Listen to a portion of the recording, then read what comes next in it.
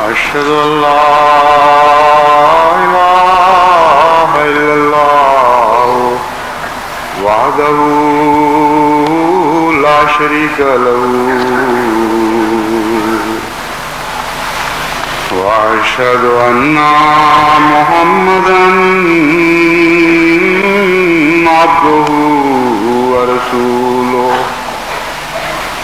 أما بعد فأعوذ بالله من الشيطان الرجيم بسم الله الرحمن الرحيم الحمد لله رب العالمين الرحمن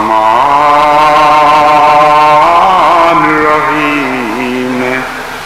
مالك يوم الدين إياك نعبد وإياك نستعين اهدنا الصراط المستقيم صراط الذين أنعمت عليهم غير المغضوب عليهم ولا الضالين.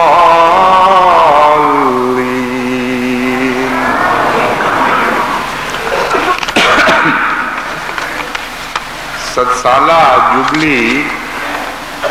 کا جو منصوبہ حضرت خلیفۃ المسیح ثالث رحمہ اللہ تعالیٰ نے جماعت کے سامنے پیش فرمایا تھا،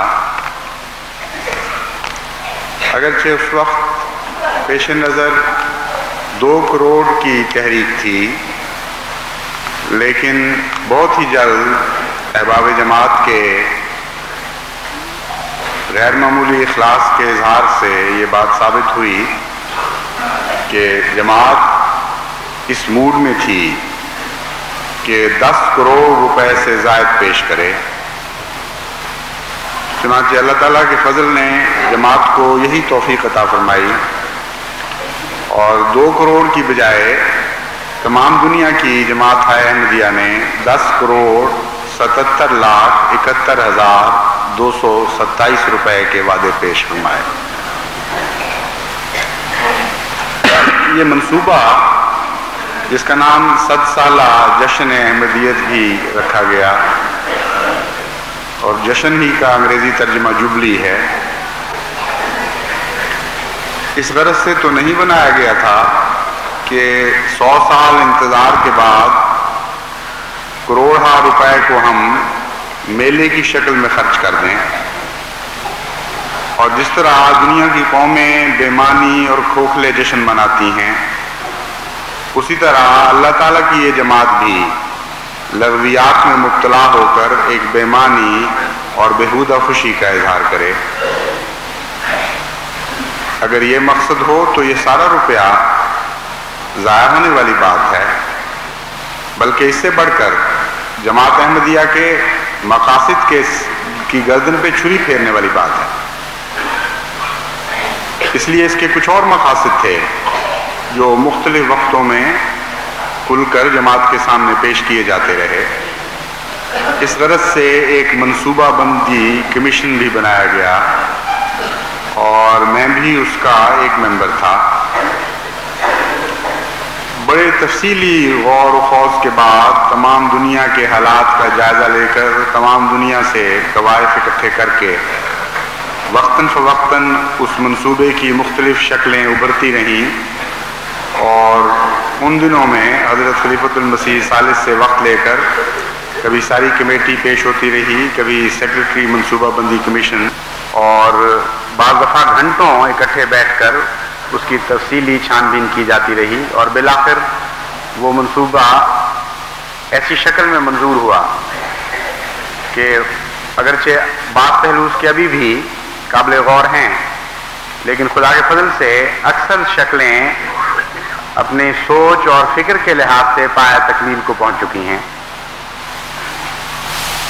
اس غرض سے جو اخراجات درپیش ہیں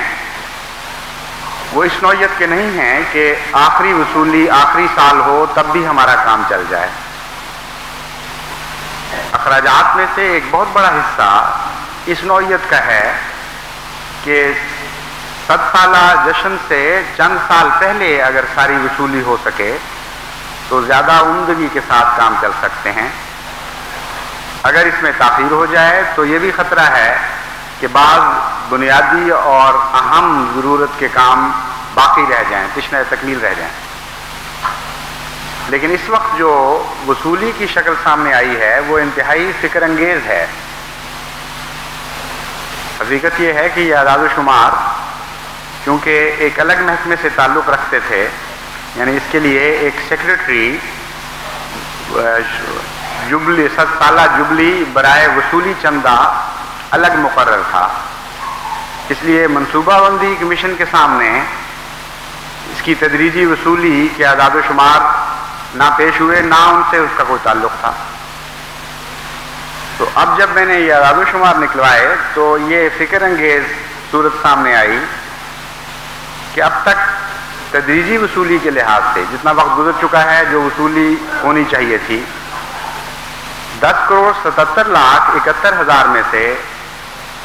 6,42,96,000 روپیہ وصول ہو جانا چاہیے تھا. اس کے مقابل پر کل وصولی صرف 3,55,59,000 روپے کی ہے. گویا کہ 10,77,00,000 میں سے 7 کروڑ روپیہ بقیہ چند سالوں میں قابل وصول پڑا ہوا ہے. اس کا فردر یعنی مزید تجزیہ کیا گیا تو معلوم ہوا کہ پاکستان کا کل وعدہ 5,42,91,238 تھا. اس کے مقابل پر پاکستان خود اب تک 3,25,74,000 چند سو روپیہ پیش کر دینا چاہیے تھا وصولی کی شکل میں، لیکن ادائیگی صرف 1,57,99,818 روپے کی ہے. جس کا مطلب یہ ہے کہ اب تک بھی پاکستان کی جماعتیں اس چندے میں اللہ تعالیٰ کی 1,67,84,000 کچھ سو روپے کی مقروض ہو چکی ہیں. اور بقیہ اگر تدریجاً دیں اور جلدی نہ دیں، حالانکہ جلدی کی ضرورت ہے، ضرورت یہ ہے کہ آخری سال سے 2 سال 3 سال پہلے سب روپیہ وصول ہو جائے، لیکن اگر تدریجاً بھی دیں تب بھی یہ مزید 1,67,00,000 کا بار ان کے اوپر ایسا پڑا ہے کہ اگر وہ غیر معمولی قربانی اور فکر اور ہمت سے کام نہ لیں تو بظاہر یہ پورا ہوتا نظر نہیں آتا. یعنی کل جو ان کو اب تک ادا کرنا چاہیے تھا اس میں سے نصف بھی ادا نہیں ہو سکا، اور صرف 48% وصولی اس کی ہے جو اب تک ادا ہونا چاہیے تھا. بیرون پاکستان کی شکل یہ بنتی ہے کہ 5,34,79,000 روپیہ 900 کچھ بھی بنتا ہے ساتھ، یعنی عملاً 5,34,80,000 روپے کے قریب بیرون پاکستان جماعتوں نے وعدہ لکھوایا. اب تک ان کو 3,17,22,000 روپیہ ادا کرنا چاہیے تھا. 1,97,69,000 ادا کیا اور 1,19 ابھی باقی ہے. پاکستان کے مقابل پر تدریجی وصولی میں وہ کچھ آگے ہیں، یعنی ان کو اب تک جو 100 روپے دینے تھے اس میں سے صرف 62 روپے دیے ہیں، اور اب تک ان کے اوپر 38 روپیہ 100 میں سے قرضہ ہو چکا ہے،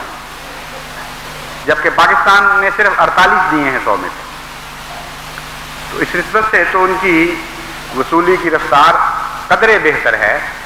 لیکن بعض اور بہت سے ایسے پہلو ہیں جن کے لحاظ سے بہت سے بیرونی ممالک پاکستان کی جماعتوں کی قربانی کے معیار سے پیچھے ہیں.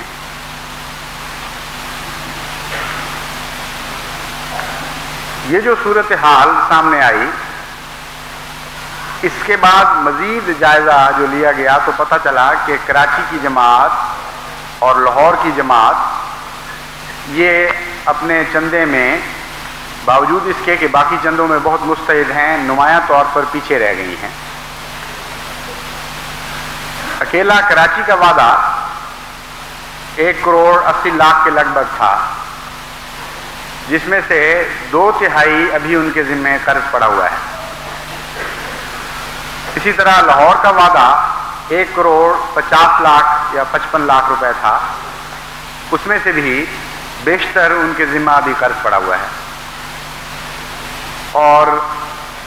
چندوں کی جو بہتری کی تحریکات چل رہی ہیں اور ایک رو چلی ہوئی ہے،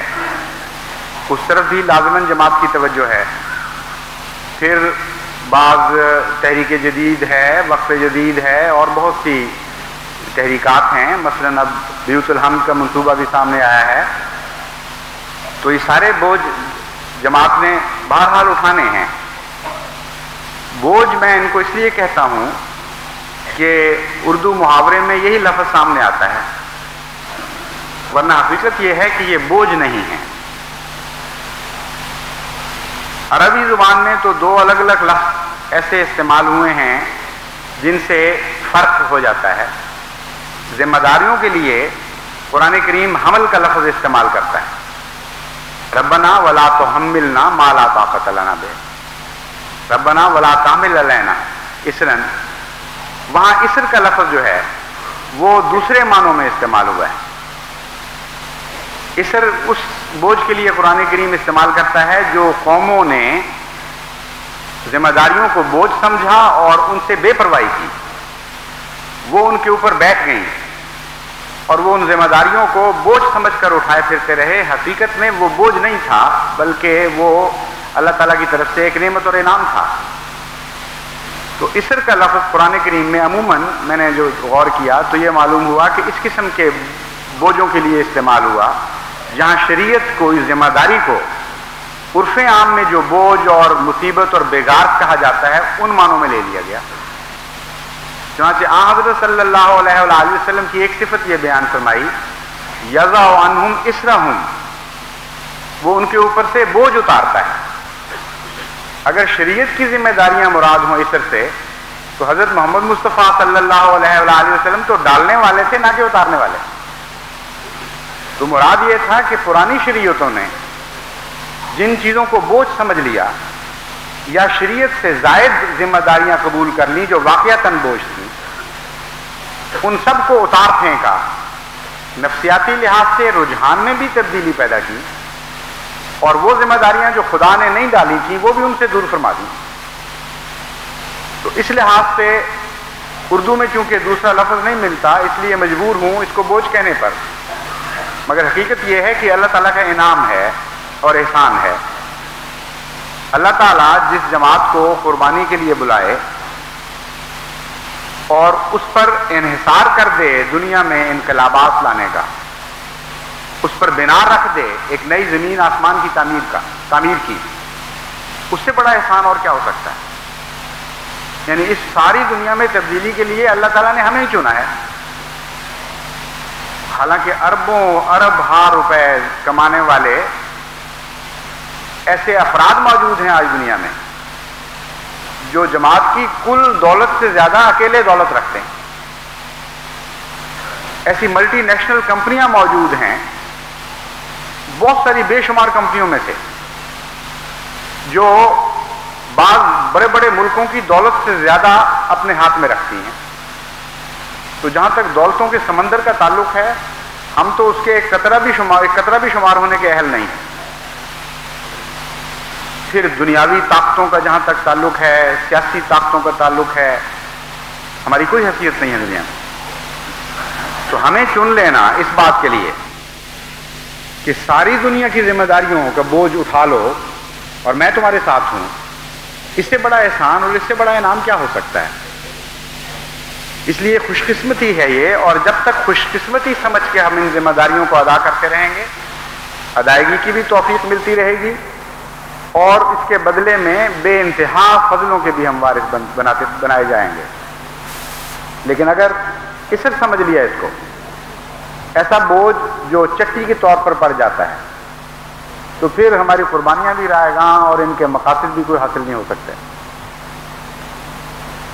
سوال یہ ہے کہ ایسی جماعت جو اللہ تعالیٰ کے فضل سے اخلاص میں ایک بے مثل مقام رکھتی ہو دنیا میں، اور جب وہ وعدہ کرتی ہے تو خلوص اور پورے نیک نیتی کے ساتھ وعدہ کرتی ہے، وہ پیچھے کیوں رہ گئی اتنے اہم چندے میں؟ جہاں تک میرا تجربہ ہے جماعت کے مالی نظام سے متعلق، اور مختلف حیثیتوں میں نے بطور سائق بھی کام کیا، ذہین بھی کام کیا، بطور قائد بھی، بطور صدر مجلس بھی، اسی طرح وقف جدید میں بھی مجھے موقع ملا۔ میرا یہ سال ہا سال کا تجربہ ہے کہ جماعت احمدیہ بحیثیت جماعت کے کسی قربانی سے پیچھے رہنے والی جماعت نہیں۔ نظام جماعت کے جو کرندے ہیں بعض دفعہ ان میں کمزوری پیدا ہو جاتی، اور اس کے نتیجے میں جماعتیں چندوں میں پیچھے رہنا شروع ہو جاتی، یہاں تک کہ غفلت کی حالت میں بعض دفعہ واقعتاً وہ اتنا پیچھے رہ جاتی ہیں کہ پھر ان کے لیے مزید اس کو اٹھانا بوجھ بن جاتا ہے، ذمہ داری نہیں دیتی۔ تو یہ جو حالت ہے اس میں لازماً کچھ ایک حصہ اس نظام کے ساتھ بھی تعلق رکھتا ہے جس کا فرض تھا کہ ہر سال جماعت کو بیدار کرتا رہے اور جھنجھوڑتا رہے اور یاد کراتا رہے کہ یہ تمہاری ذمہ داری ہے، تم اس طرح ان میں کس میں پیچھے رہ رہے ہو۔ اور کچھ یہ بھی ممکن ہے کہ اس منصوبے کے جو اعلیٰ مقاصد ہیں ان کو جس طرح بار بار کھول کر جماعت کے سامنے پیش ہونا چاہیے تھا اس کا موقع نہیں کوئی آیا۔ یعنی حضرت خلیفۃ المسیح ثالث نے ابتدا ہی میں کھول کر جو منصوبہ پیش کیا تھا اس کے سارے نقوش چھپ چکے ہیں، لیکن وہ ایسی صورت میں چھپے ہیں کہ جماعت کے سامنے جس طرح اخبار الفضل پیش کرتا ہے یا دوسرے رسائل ہیں جو بار بار بھیجے جائیں اس طرح وہ سامنے نہیں آ سکے۔ شورا کی کارروائی میں پڑے ہیں یا منصوبہ بندی کمیشن کے سامنے وہ ہدایات ہیں یا منصوبہ بندی کمیشن کے جو سوچ و بچار کے نتائج ہیں وہ ان کی فائلوں میں دبے پڑے ہیں، اور جماعت کے سامنے کھل کر یہ بات نہیں پیش ہوئی بار بار کہ یہ کام ہیں جن پر خرچ ہونے ہیں، اور ان کاموں میں تمہاری غفلت یا نیند نے یہ نقصان پہنچا دیا ہے اب تک۔ سارے منصوبہ بندی کے جو قواعد ہیں وہ تو میں آپ کے سامنے پیش نہیں کر سکتا، لیکن خلاصتاً چند باتیں میں نے نوٹ کی ہیں جو میں آپ کے سامنے اس وقت رکھنا چاہتا ہوں تاکہ آپ کو معلوم ہو کہ کتنے عظیم مقاصد کے لیے یہ روپیہ خرچ ہونا ہے، اور بعض ضرورتیں کتنی تیزی کے ساتھ سامنے آ کھڑی ہوئی ہیں، اور اگر فوراً ان کی طرف توجہ نہ دی گئی تو پھر اتنا وقت نہیں رہے گا کہ ان کی طرف توجہ دی جا سکے۔ اب 100 سالہ جشن والا جلسہ سالانہ ہو، یہاں سے ہم بات شروع کرتے ہیں، وہ قریب آنے والا ہے جلسہ، آپ اندازہ کر سکتے ہیں کہ ساری دنیا سے کس طرح جوق در جوق احمدی پروانوں کی طرح حاضر ہوں گے، اور جلسے کی یہ شکل تو نہیں رہے گی جو اس وقت ہے، اس کے انتظامات ہر پہلو سے کئی گنا پھیل جائیں گے۔ عمارتوں کے تقاضے ہیں، جلسہ گاہ بنانے کے تقاضے ہیں، لنگروں کے نئے تقاضے پیدا ہوں گے، پھر اس جلسے سے تعلق رکھنے والے بعض ایسے جشن کے پہلو جو اسی وقت سامنے آئیں گے، بلکہ جلسے سے پہلے سے ہی ان پر کام مکمل ہو چکا ہوگا، گویا سارا سال ہی عملاً جشن کا گزرے گا۔ وہ ایسے ہیں جن کی تیاری پر ابھی سے خرچ کرنا پڑے گا اور ابھی سے محنت کرنی پڑے گی۔ مثلاً تعمیرات ہیں، ایسی زمین کا حصول، اور وہ تو ایک حصہ ہو چکا ہے، لیکن پھر یہ جائزہ کہ اس زمین کو بہتر رنگ میں کس طرح جلسہ سالانہ کے لیے تبدیل کیا جا سکتا ہے، کس قسم کی تنصیبات کی ضرورت ہے، کس قسم کی تعمیرات کی ضرورت ہے، یہ تو نقشے بنتے بنتے ہی کافی وقت لگ جایا کرتا ہے۔ پھر اس کے بعد اس کو جب گو آرڈر یعنی کام شروع کر دو کہا جائے گا تو کئی سال اس کے لیے درکار ہیں۔ پھر ضروری کتب اور پمفلیٹس ہیں، تمام ملکوں میں خدمت اسلام کی بات تصویر تاریخ ہم نے وہاں پیش کرنی ہے۔ جلسہ سالانہ سے تعلق رکھنے والا یہ شعبہ ہے تصنیف کا، یعنی غانا، نائجیریا، سیرالیون، امریکہ، انگلستان، جرمنی، جتنے بھی ممالک میں جماعت احمدیہ کے باقاعدہ مشن قائم ہیں، ان سب مشنوں کی پوری تاریخ الف سے یہ تک، اور وہاں کیا کیا جماعت کو اللہ تعالیٰ کے فضل سے کامیابیاں نصیب ہوئیں، نہایت اعلیٰ قسم کی بات تصویر ایسی کتابوں کی شکل میں پیش کرنی ہے جس میں ہر زبان میں پڑھنے والا معلوم کر سکے کہ کیا پیش کیا گیا۔ ہر زبان تو نہیں کہا جا سکتا، لیکن ہر بڑی زبان، چھوٹی چھوٹی کیپشنز، کچھ فرینچ میں، کچھ اٹیلین میں، کچھ جرمن میں، کچھ اردو میں، کچھ عربی میں، کچھ سواحلی میں، غربی کے روسی میں، لاطینی میں، مختلف زبانوں میں ہمیں ساتھ ایک ایک لائن کا تعارف دینا پڑے گا۔ اب یہی اتنا بڑا وسیع کام ہے کہ اس کی تیاری کے لیے اخراجات کی بھی ضرورت ہے اور بہت سے آدمیوں کی ضرورت ہے جو ابھی سے ہمتاً وقت ہو کر یہ کام شروع کریں۔ 100 زبانوں میں، دنیا کی 100 زبانوں میں اسلام کا پیغام دنیا کے کونے کونے تک پہنچانا ہے۔ ان زبانوں کے ماہرین کی تیاری پر خرچ ہوگا۔ اگر ماہرین مہیا نہیں ہو سکتے، تیار نہیں ہو سکتے، تو دوسرے ماہرین کو لینا پڑے گا، اور پمفلیٹ کی اشاعت کی تیاری، پھر اس کی تقسیم کی تیاری کس طرح ہوگی، وہ تقسیم، تاکہ دنیا کی 100 زبانوں میں اللہ تعالیٰ کے فضل سے حضرت محمد مصطفیٰ صلی اللہ علیہ وآلہ وسلم کا پیغام پہنچ جائے۔ یہ ہے جشن ہمارا۔ ابھی وقت تھوڑا رہ گیا ہے، اور اس کے لیے لازماً یہ تو نہیں ہم کر سکتے کہ ساری دنیا کو، کمپنیوں کو کہیں کہ پیسے ہم تمہیں بعد میں دے دیں گے، ہمارے پیسے آنے والے ہیں بعد میں، تم انتظار کرو ابھی۔ یہ تو نہیں کو مانے گا۔ بہت سارے کام ایسے ہیں آج کل جس میں پیشگی خرچ کرنا پڑتا ہے۔ یہ کوشش کہ 100 ملکوں میں جماعت احمدیہ خدا تعالیٰ کے فضل سے قائم ہو چکے ہو، اس کوشش کے لیے آپ اندازہ کر سکتے ہیں کہ کتنی محنت اور کتنے اخراجات کی ضرورت ہے۔ جن نئے ملکوں کا انتخاب کیا جائے گا، اور ہو رہا ہے وہ انتخاب ساتھ ساتھ، ان میں مشنز کا قیام، اس میں مبلغ بھیجنے، ان کی ضروریات وہاں پوری کرنی،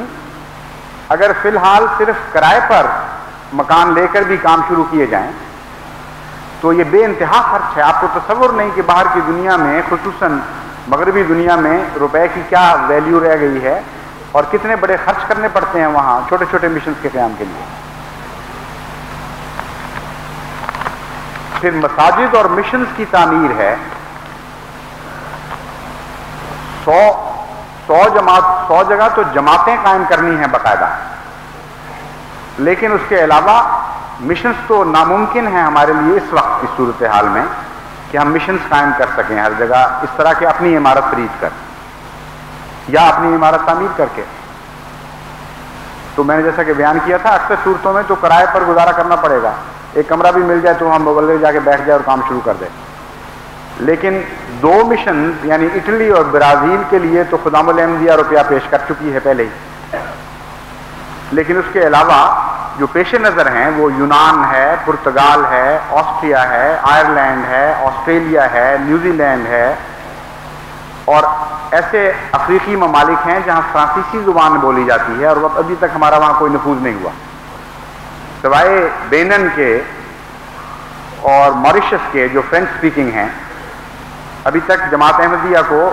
فرانسیسی کالونیز میں پھیلنے کا موقع نہیں ملا، اور وہ بھی ایک بڑی دنیا پڑی ہوئی ہے۔ سری لنکا، پھر ساؤتھ ایسٹ ایشیا یعنی جنوب مشرقی ایشیا یا فار ایسٹ، جو اصطلاحیں جہاں جہاں جغرافیائی حالات پر پوری اترتی ہیں ان کی روشنی میں کہہ رہا ہوں، یہ سارے علاقے عملاً محتاج پڑے ہوئے ہیں، یہاں کوئی پیغام نہیں۔ پھر بدھسٹ دنیا ہے، بہت بڑی تعداد ہے بدھوں کی، یعنی مسلمانوں کی کل تعداد سے یہ دگنے سے بھی زیادہ ہیں، اور ان میں ابھی تک کوئی نفوذ نہیں۔ بدھسٹ ممالک میں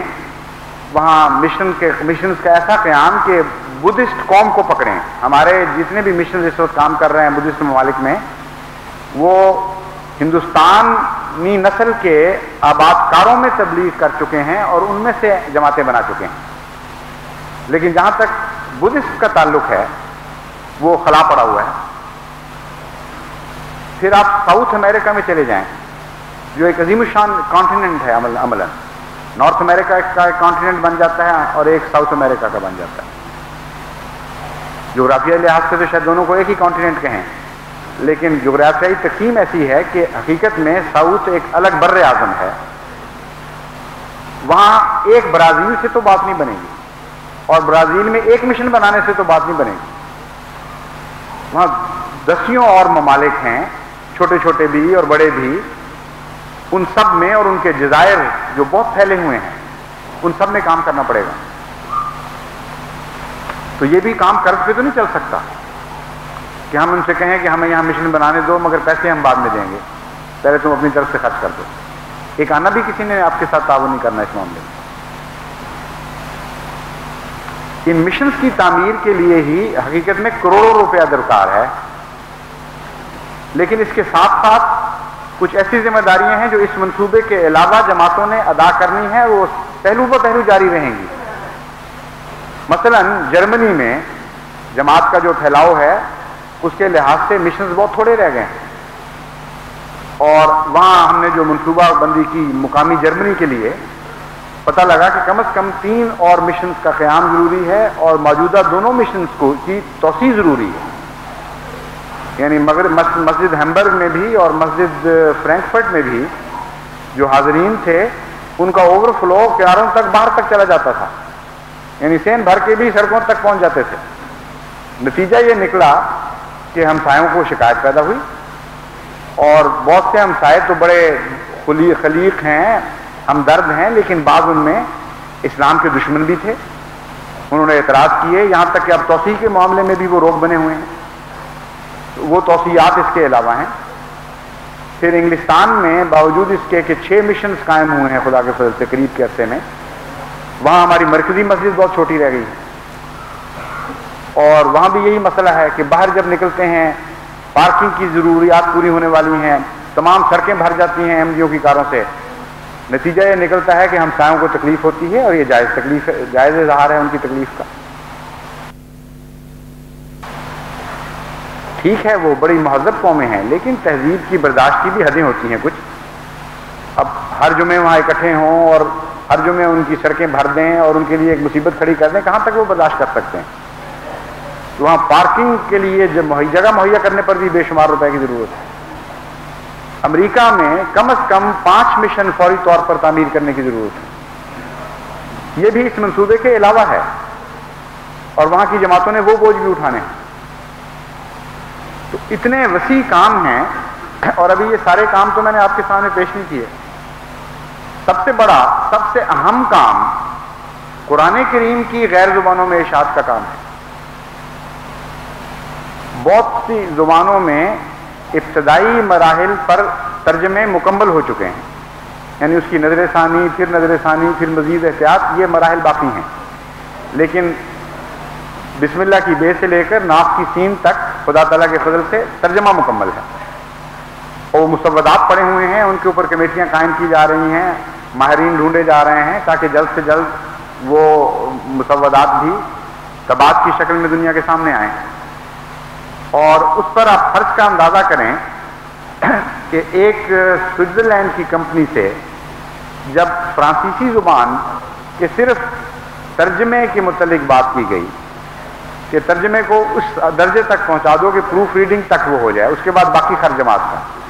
تو ان کا اندازہ 55 لاکھ روپے کا تھا صرف اس کام میں، اور 50-60 لاکھ روپیہ اس کے اوپر اشاعت کا ہونا تھا. پھر اس کے بعد دوسری ذمہ داریاں ہیں، اس کی تقسیم کیسے ہوگی اور اس کے اخراجات ہیں، وہ بعد میں آتے ہیں سارے. تو ایک ایک قرآن کریم کے کما حق ہو تو نہیں کہہ سکتے، قرآن کریم کی اشاعت کا تو حق انسان ادا ہی نہیں کر سکتا، لیکن جہاں تک تمنا بےقرار ہے کچھ تو ہم کریں.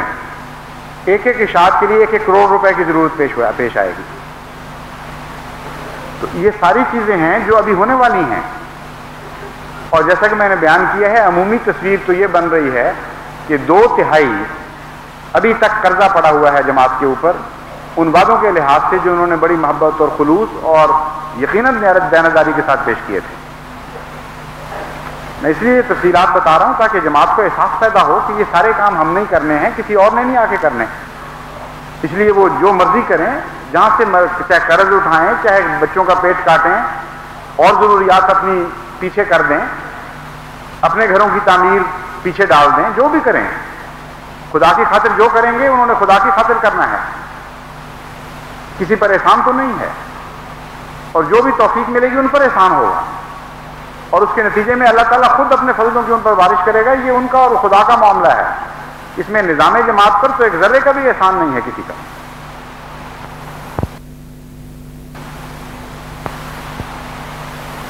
صلی اللہ علیہ وآلہ وسلم پر جا کے کیا اپنے احسان جتانے کی کوشش کرتے ہیں؟ آپ کو فرمایا ان کو کہہ دیا کرو، کیا تم کہہ رہے ہو مجھے کہ ہم نے یہ قربانیاں کی؟ ہرگز مجھ پر اپنا احسان نہ جتاؤ، مجھ پر تمہارا کوئی احسان نہیں ہے، میں محسن ہوں تمہارا، میں تمہیں اعلیٰ مقاصد کی طرف بلا رہا ہوں، اور تمہیں توفیق میری وجہ سے مل رہی ہے کہ خدا کی خاطر نہایت ہی اعلیٰ مقاصد کی خاطر تم اپنی زندگیاں پیش کرو۔ تم پر احسان ہے نہ کہ مجھ پر احسان ہے۔ جہاں تک قربانیوں کا تعلق ہے، اسلام تو ایک بڑا منصفانہ مذہب ہے۔ احسان اگر محمد مصطفیٰ صلی اللہ علیہ وآلہ وسلم پر نہیں، آپ کے نظام پر نہیں، تو پھر وہ قربانیاں گئی کہاں؟ ان کا ذکر خدا فرماتا ہے کہ کہیں نہیں گئی، وہ میرے پاس ہیں۔ ان اللہ اشتری من المؤمنین انفسهم واموالهم بان لهم الجنہ، میں نے سودا کیا ہے تمہارے ساتھ، اللہ فرماتا ہے تمہارا سب کچھ خرید لیا ہے میں نے، تمہاری جانیں بھی خریدنی ہیں، تمہارے اموال بھی خریدنی ہیں، تمہاری جائیدادیں بھی، تمہاری عزتیں بھی، تمہاری ساری تمنائیں میں بھی لے چکا ہوں، اس لیے کہ بان لهم الجنہ، ان لوگوں کے لیے میری جنتیں پیش کی جائیں، اور یہ سب کچھ دینے کے بعد وہ جنت جو رضائے باری تعالیٰ کی جنت ہے اور جو دائمی ہے وہ مل جائے تو ان چیزوں کی حیثیت ہی کوئی نہیں رہتی۔ یہ سودا بھی نام کا ہی سودا ہے، یعنی اللہ تعالیٰ کی شان ہے کہ محبت اور پیار کے اظہار کے لیے سودا کہہ دیتا ہے اس کو، ورنہ سودا کیسا؟ جو کچھ دیا ہے وہ بھی تو اسی نے دیا تھا، وہ ہم دوبارہ اس کے سامنے پیش کر دیں تو اللہ میاں کہتا ہے میں سودا کر رہا ہوں، وہ چاہے تو چھین لیتا ہے، پتہ بھی نہیں لگتا، بڑے بڑے تاجروں کا حلیے بگڑ جاتے ہیں دیکھتے دیکھتے، اور کچھ بھی ان کا باقی نہیں رہتا، زمینداروں کے پاؤں تلے سے زمینیں نکل جاتی ہیں، تو 100 لینے کے اس کے طریقے نہیں لیتا، وہ عجیب حوصلہ دکھاتا ہے بنی نوع انسان کے ساتھ، لیکن چاہتا یہ ہے کہ جب میں لوں تو ایک توئی طریق پر لوں تاکہ ان کے اندر عظمت کردار پیدا ہو، اور اس کے نتیجے میں وہ مزید فضلوں کا وارث بنے۔ یہ ہے فلسفہ اس چندے کا جو حضرت محمد مصطفیٰ صلی اللہ علیہ وآلہ وسلم نے دنیا سے طلب کیا۔ تو یہ سارے کام جو ہیں وہ کرنے ہیں، لیکن احسان کسی پر نہیں، ان پر احسان ہے جنہوں نے اپنا سب کچھ پیش کرنا ہے، اور ان کا خدا کا معاملہ ہے، اور جب خدا کے ساتھ معاملہ پڑتا ہے خلوص کے ساتھ، تو خدا تعالیٰ اس معاملے کو کبھی بھی نقصان کا معاملہ نہیں بننے دیتا انسان کے لیے۔ صرف بے وقوفی ہے، بدظنی ہے، جہالت ہے انسان کی کہ وہ سمجھے کہ میں قربانی کروں گا تو مصیبت میں مبتلا ہوں۔ نہ کرنے والے تو مصیبت میں مبتلا دیکھے گئے ہیں، قربانیاں کرنے والے کبھی مصیبت میں مبتلا نہیں ہوتا، نہ وہ ہوتے ہیں، نہ ان کی اولادیں ہوتی ہیں، نہ ان کی اولادیں ہوتی ہیں۔ 7 پشت تک محاورہ ہے کہ اولیاء کی اولادیں اپنے باپ دادا کی نیکیوں کو 7 پشت تک کھاتی ہیں، اور جسے اللہ تعالیٰ بڑھانا چاہے ان میں اگر 7 پشتوں میں بھی ایک اور نیک پیدا ہو جائے تو یہ نظام تو کبھی ختم ہی نہیں ہو سکتا، خدا تعالیٰ کی جزا کا نظام۔ اس کے علاوہ اور بھی بہت سے کام ہیں۔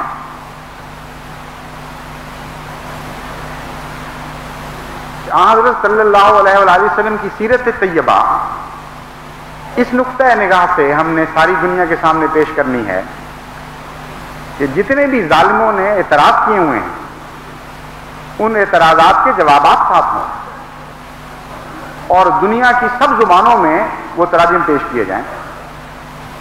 پھر رائج الوقت دوسرے نظام ہیں جن کے اوپر یہ ساری چیزیں کچھ بھی اثر نہیں کریں گی، نہ وہ قرآن کو سمجھیں گے، نہ سیرت کو سمجھیں گے، نہ اور دوسرے پمفلیٹس ان کے نزدیک اتنی قیمت رکھتے ہیں، وہ خدا کے قائل نہیں۔ ان کے سامنے جب تک خدا تعالیٰ کی ذات کو پیش نہ کیا جائے اور ایسے پراثر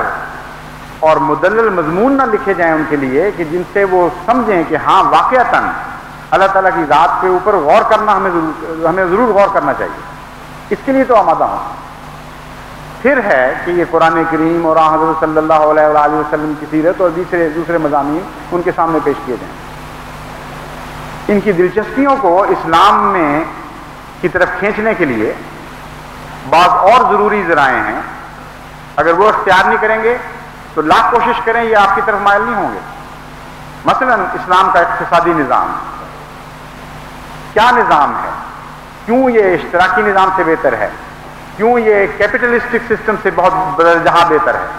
یعنی مذہبی اقدار کو بھلا بھی دیں، خالصتاً دہریہ کے نقطۂ نگاہ سے حسابی نظر کے ساتھ اگر موازنہ کیا جائے تو ہم ثابت کر سکتے ہیں، اور کیا جا چکا ہے پہلے بارہا جماعت میں، لیکن وہ کافی نہیں. نئے ملکی تقاضوں کے لحاظ سے، نئے حالات کے لحاظ سے اقتصادیات تو کوئی ایسی جامد چیز نہیں ہے کہ اگر اس کے اوپر ایک کتاب آج سے 50 سال پہلے لکھ دی جائے تو ہمیشہ کے لیے وہ جاری رہے گی. صرف قرآن ہے جو ہمیشہ کے لیے جاری رہتا ہے. باقی ساری انسانی کتابیں کتنے بڑے بزرگوں کی لکھی ہوں، کتنے بڑے علماء کی لکھی ہوں، وقت سے پیچھے رہ جاتی ہیں. اس لیے موجودہ وقت کے نقطۂ نگاہ سے اقتصادی ضروریات کو پورا کرنے کے لیے اسلام کیا پیش کر رہا ہے، بڑی جرت اور بڑی طاقت کے ساتھ ہمیں دنیا کے سامنے پیش کرنا پڑے گا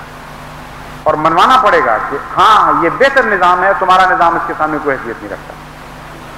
اور اس نظام کے ساتھ جو مزید فوائد وابستہ ہیں جس کا تصور بھی ان کے نظاموں میں نہیں پایا جاتا،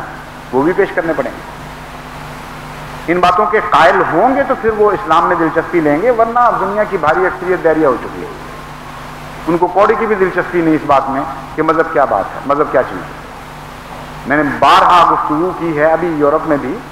جو عیسائی کہلانے والے بھی ہیں ان میں سے بھی عملاً اکثر دہریہ ہو چکے ہیں. ان کے اندر دلچسپی اس طرح تھوڑی ہوا کرتی تھی کہ ہم ایک دم عیسائیت اور اسلام کی باتیں شروع کر دیتے تھے. ایسی مجالس ہوتی تھیں جن میں وہ ان کے سوالات جس قسم کے بھی وہ چاہتے تھے ان کے جوابات دیے جاتے تھے قرآن کریم کی روح سے. نتیجتاً جب وہ یہ دیکھتے تھے کہ ہمارے دنیاوی سوالات کا حل قرآن کریم میں ہے تو پھر ان کے اندر دلچسپی پیدا ہوتی تھی. تو باتیں تو ساری قرآن کریم کے حوالے سے ہوں گی، خواہ اقتصادیات کی باتیں ہوں، خواہ فلسفے کی باتیں ہوں، خواہ سائنس کی باتیں ہوں. لیکن سائنسدان کو سائنس کی زبان سمجھ آئے گی، فلسفہ دان کو فلسفے کی زبان سمجھ آئے گی، اور اقتصادیات کی ماہر یا اقتصادیات میں دلچسپی لینے والی دنیا کو وہی زبان سمجھ آئے گی. یہ سارے کام ابھی ہونے والے ہیں، ان کے لیے بھی اخراجات کی ضرورت ہے. پھر جیسا کہ میں پہلے بیان کر چکا ہوں، ہمیں ایسی قوموں کے لیے جن کو قرآن کریم کے ساتھ کوئی بھی دلچسپی نہیں ہے، قرآن کریم کی ایسی آیات کا انتخاب کرنا پڑے گا جو دہریہ ہو یا غیر دہریہ، اس کی تلاوت ان کے دلوں پر گہرا اثر کرتی ہے. یہ طاقت ہے قرآن کریم. یہ انسان کے اندر کمپنی پیدا کر دیتی، یعنی ایک قسم کا تزلزل پیدا کر دیتی ہے، جلد کانپنے لگ جاتی ہے خدا تعالیٰ کی عظمت کے احساس کے ساتھ. اتنی براہ راست قوت ہے اس کلام میں. تو ان آیات کا انتخاب کر کے نہایت ہی پاکیزہ آواز کے قاریوں سے ان کی تلاوت کروا کے، یعنی فنی لحاظ سے جو قاری ہیں وہ میرے ذہن میں نہیں ہیں، ایسے قاری جو معنی سمجھتے ہوں، معنوں میں ڈوب کر پورا دل اور جان ڈال کر تلاوت کریں اور پھر اس کے ترجمے ساتھ ہوں مختلف زبانوں میں. میرے ذہن میں تو یہ نقشہ ہے کہ کم از کم 100 زبانوں میں ہمیں قرآن کریم کی تلاوت کی ٹیپس تیار کرنی چاہیے، یعنی چھوٹی علاقائی زبانوں میں بھی. لیکن فوری طور پر بڑی زبانوں میں تو ہمیں فوراً توجہ دینی چاہیے. 10-15 زبانیں ایسی ہیں کہ جن سے ہم دنیا کی اکثریت کے علاقوں کو کور کر سکتے ہیں، یعنی وہاں تک پہنچ سکتے ہیں. پھر حضرت صلی اللہ علیہ وآلہ وسلم کا کلام ہے، حدیث ہے، مختلف موضوعات پر، کچھ اقتصادی، کچھ نظریاتی، اللہ تعالیٰ کی ذات سے متعلق آپ کا بیان، حشر نشر کے متعلق آپ کا بیان. بہت ساری باتیں ایسی ہیں. آپ لاکھ تقریروں میں مہارت کر جائیں، حضرت محمد مصطفیٰ صلی اللہ علیہ وآلہ وسلم کے کلام کے جذب کو نہیں پہنچ سکتے، اس کی خاک کو بھی نہیں پہنچ سکتے. ایک ایک کلمہ بعض دفعہ اتنا گہرا اثر کرتا ہے کہ کوئی چیز روک ہی نہیں سکتی اس کو. ہر مدافعانہ طاقت کو توڑ کر وہ اتر جاتا ہے دل میں. اس میں سچائی ہے، وہ زندہ ہے ہمیشہ کے لیے. اس میں ایسا نور ہے جو انسان بنا ہی نہیں سکتا. جو بناتا ہے وہ اسی نور سے لے کر بناتا ہے، اسی طاقت سے طاقت حاصل کر کے پھر آگے اس کے کلام میں عظمت پیدا ہوتی ہے۔ تو جب تک حضرت محمد مصطفیٰ صلی اللہ علیہ وآلہ وسلم کا کلام ہم دنیا کے سامنے پیش نہیں کرتے، اور وہ بھی انتخاب پیش کر سکیں گے صرف، اور پھر اس کے ترجمے پیش نہیں کرتے، دنیا کو کیا پتا کہ کون ان سے مخاطب ہے۔ پھر حضرت مسیح موعود علیہ السلام کا کلام، اللہ کے عشق میں جو گیت گائے ہیں مسیح موعود علیہ السلام نے، حضرت محمد مصطفیٰ صلی اللہ علیہ وسلم کی محبت میں جو گیت گائے ہیں، قرآن اور اسلام کی محبت میں جو گیت گائے ہیں، ان کو مختلف اچھی آواز والوں سے ریکارڈ کروا کے مختلف زبانوں میں منظوم ترجمے کروانے ہیں، اور ان منظوم تراجم کو پھر کیسٹ میں بھرنا ہے یا ویڈیو کی شکل میں ان کو اتارنا ہے اور ساری دنیا میں وہ پھیلانا ہے، تاکہ جب 100 سال کا جشن یہاں منایا جا رہا ہو تو ہر قوم قرآن کی تلاوت کرتی ہوئی آئے، احادیث پڑھتی ہوئی آئے، اور حضرت مسیح موعود علیہ السلام کے وہ نغمے الاپتی ہوئی آئے جو قرآن اور حدیث کے عشق میں کہے گئے ہیں۔ یہ ہے ہمارا جشن، ہم کسی ڈھول ڈمکے کے تو قائل نہیں۔ تمام دنیا سے قافلے یہ گیت گاتے ہوئے جب داخل ہوں گے ربا میں، وہ ہے جشن اصل، جس سے روحیں ایک عجیب سرور حاصل کریں گی اور ایسی نئی قوت پائیں گی خدا کی راہ میں قربانیوں کے لیے کہ اگلے 100 سال تک وہ قوتیں کام دیں گی۔ اس جشن کے لیے جو ضروریات ہیں ہم ان میں پیچھے رہ رہے ہیں۔ اصل بات یہ ہے کہ اب سوائے اس کے کہ ہر شخص جس نے وعدہ کیا ہے وہ غیر معمولی طور پر توجہ اور الہا کے ساتھ دعا نہ کرے اس وقت تک کہ اس کے فرائض پورے نہیں ہوتے۔ میں بھی دعا کروں، آپ بھی دعا کریں، بچے بھی، بڑے بھی، عورتیں بھی، مرد بھی، اس طرح دعائیں کریں، بلکہ اس سے بھی بڑھ کر جس طرح اسپین کی مسجد کی تعمیر کے وقت آپ کی دعائیں پوری ہوتی نظر آ رہی تھیں آنکھوں کے سامنے، کیوں لگتا تھا کہ خدا کے فرشتے قطروں کی طرح اتر رہے ہیں۔ یہ ہوتا ہے دعاؤں کا مزہ، کہ ہر آنکھ کو دکھائی دے کہ ہاں کچھ ہو رہا ہے، ایک عجیب پاک تبدیلی پیدا ہو رہی ہے۔ ایسے آنکھوں بہانے کی ضرورت ہے، ایسی دعائیں کرنے کی ضرورت ہے، ورنہ 100 سالہ جشن کے حقوق آپ نہیں ادا کر سکیں گے، نہ قربانی کے لحاظ سے، نہ دوسرے فرائض کے لحاظ سے، جن کا خلاصہ میں نے پیش کیا، بلکہ خلاصہ بھی نہیں، بہت بڑے وسیع کام ہیں، ان میں سے چند کے عنوانات پڑھ کر آپ کو سنائیں۔ تو دعا کریں، پھر دعا کریں، پھر دعا کریں، اپنا خون بہائیں خدا کی راہ میں اشکوں کی راہ سے، اللہ تعالیٰ فضل فرمائے گا، وہ سارے کام بنا دے گا، بوجھ پتہ بھی نہیں لگے گا کہ بوجھ ہے بھی کس چیز کا نام، خود بخود اترتے چلے جاتے ہیں، قربانیوں کی توفیق ملتی ہے۔ دعا ایک ایسی عظیم و شان چیز ہے کہ اس کے دو پہلو ہیں برکت کے، اس کا وہ کنارہ بھی بابرکت ہے جہاں سے اٹھتی ہے، اور وہ کنارہ بھی بابرکت ہے جہاں پہنچتی ہے۔ دعا کرنے والے کو قبولیت دعا سے پہلے کچھ برکتیں دعا کی نصیب ہو جاتی ہیں، کیونکہ دعا کرنے والے کے دل میں ایک عظمت پیدا ہو جاتی ہے، اس کے اندر دعا سچائی چھوڑ جاتی ہے پیچھے، اس کے اندر بعض ایسی اعلیٰ صفات پیدا کر جاتی ہے کہ ابھی قبول بھی نہیں ہوئی اور اپنی برکتیں عطا کر گئی۔ ان برکتوں سے بے انتہا فوائد پہنچیں گے جماعت احمدیہ کو ان دعاؤں کے نتیجے میں۔ پھر جب پہنچتی ہیں دعائیں عرش الہی کے کنگروں تک تو بے انتہا نئی برکتیں لے کر نازل ہوتی ہیں۔ تو دونوں کنارے جس کے بابرکت ہوں اس سے کیوں فائدہ نہ اٹھایا جائے؟ حقیقت یہ ہے کہ خدا تعالیٰ جس طرح قرآن کریم میں دنیا کی مثالیں پیش کرتا ہے یا کائنات کی مثالیں پیش کرتا ہے اور الہی مضمون بیان فرماتا ہے، دعا پر بھی غور کریں تو دنیا میں اس کی یہی ایک مثال نظر آتی ہے بڑی عجیب۔ پانی سے جب بخارات اٹھتے ہیں تو بجلی کی ایک قوت وہ سمندر میں چھوڑ جاتے ہیں اور ایک دوسری قوت آسمان میں لے جاتے ہیں، یعنی اٹھتے وقت بھی قوت پیدا کر جاتے ہیں اور جہاں پہنچ رہے ہیں وہاں بھی قوت پیدا کر دیتے ہیں۔ ایک قسم بجلی کی مثبت یا منفی، کہیں مثبت کہیں منفی، سمندر کی سطح پہ رہ جاتی ہے، اور ایک قوت اٹھ کر آسمان پر چلتی، اور دونوں مختلف سطحوں سے مختلف قسم کی قوتیں اٹھ رہی ہوتی ہیں، کہیں سے مثبت اٹھ رہی ہے، کہیں سے برقی، کہیں برقی پیچھے رہ رہی ہے، کہیں مثبت پیچھے رہ رہی ہے۔ نتیجتاً سارا آسمان قوت سے بھر جاتا ہے، اور پھر جب وہ بجلی کی طاقتیں ایک دوسرے کے ساتھ عمل کرتی ہیں تو یہ جو بارش فضلوں کی آپ دیکھتے ہیں یہ اسی کے نتیجے میں پیدا ہوتی ہے۔ اسی قسم کا کچھ نظام دعا کا بھی میں نے دیکھا کہ جب دعا دل سے اٹھتی ہے، جو دل سے خلوص کے ساتھ اور سچائی کے ساتھ اٹھنے والی دعا ہے، وہ دعا کرنے والے کو پاک کر کے جاتی ہے، انتظار نہیں کرواتی کہ میری قبولیت کا انتظار کرو، اس کی ساری محنت کا، اس کی محنت سے کہیں بڑھ کر پھل عطا کر کے جاتی ہے۔ پھر وہ فضل بن کر جب نازل ہوتی ہے تو انسان کہتا ہے کہ یہ تو فضل ہی فضل ہے، میری دعا تو مجھے دے گئی تھی میرا اجر، جو کچھ ہے محض اللہ کا فضل۔ بس اس جذبے کے ساتھ، اس فلسفے کے ساتھ دعائیں کریں، اللہ تعالی ہمارے ساتھ ہو، ہماری ساری ذمہ داریاں کو ادا کرنے کی توفیق عطا فرمائے، وہ بوجھ اٹھانے والا ہو۔ اور جس طرح باپ بچوں کا بوجھ اٹھاتا ہے پیار کے ساتھ اور بتاتا یہ ہے کہ گویا تم اٹھا رہے ہو، ہم اپنے بھول پنے میں یہی سمجھتے رہیں کہ ہم نے ذمہ داریوں کو ادا کر دیا، مگر حقیقت یہ ہے کہ ساری ذمہ داریاں اللہ ہی ادا کرے گا، اسی کی طاقت میں ہے۔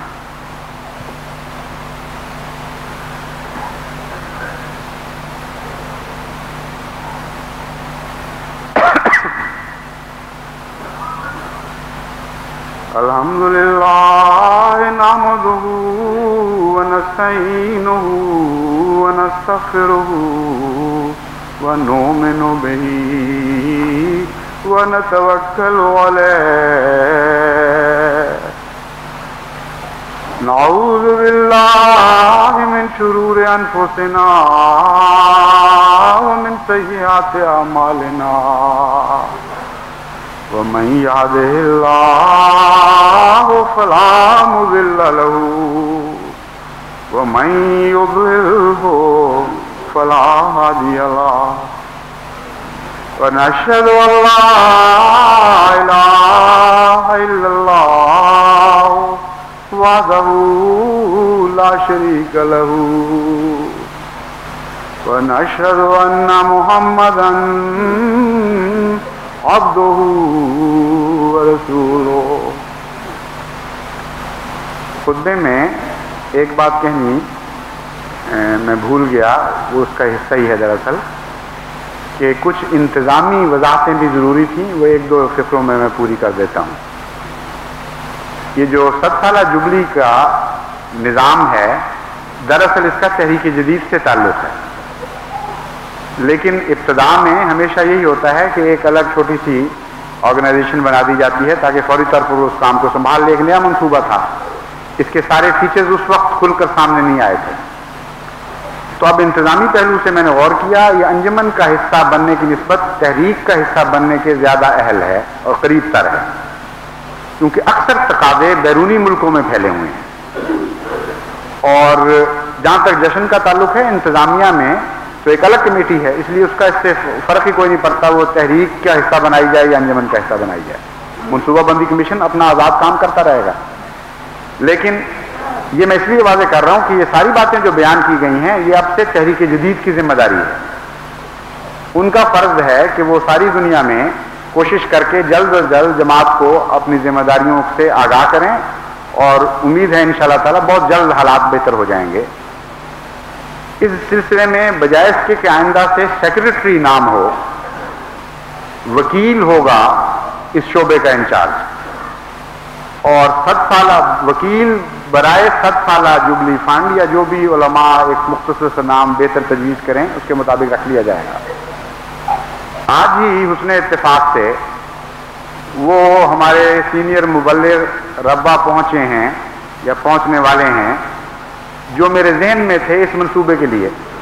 تو اللہ تعالیٰ نے ایسا تطابق فرمایا، ایسا توارد ہو گیا کہ اب میں چلنے لگا تو پتہ لگا کہ میر مسعود احمد صاحب آج ہی پہنچ رہے ہیں، اور ان کو لائل پور لینے کے لیے دوست گئے ہیں، یہ چلنے سے مان پہلے پتہ چلا، اور وہی میرے ذہن میں تھے کہ وہ آ جائیں تو ان کے سپرد یہ کام کیا جائے، تو ان کو میں اس کام کے لیے وکیل مقرر کرتا ہوں تحریک جدید میں، جس طرح باقی وکلاء ہیں ان نظارت اپنی وکالت علیہ کتابیں ان کی ہدایت کتابیں کام کریں گے، اور انشاءاللہ تعالی آئندہ سے سارے حسابات اس شعبے کے اس تحریک کی طرف منتقل کر دیے جائیں گے۔ عباد اللہ رحمکم اللہ، ان اللہ یامر بالعدل والاحسان وَإِيتَاءِ ذِي الْقُرْبَى وَيَنْهَى عَنِ الْفَحْشَاءِ وَالْمُنكَرِ وَالْبَغْيِ يعظكم لعلكم تذكرون اذكروا الله يذكركم وادعوه يستجب لكم ولذكر الله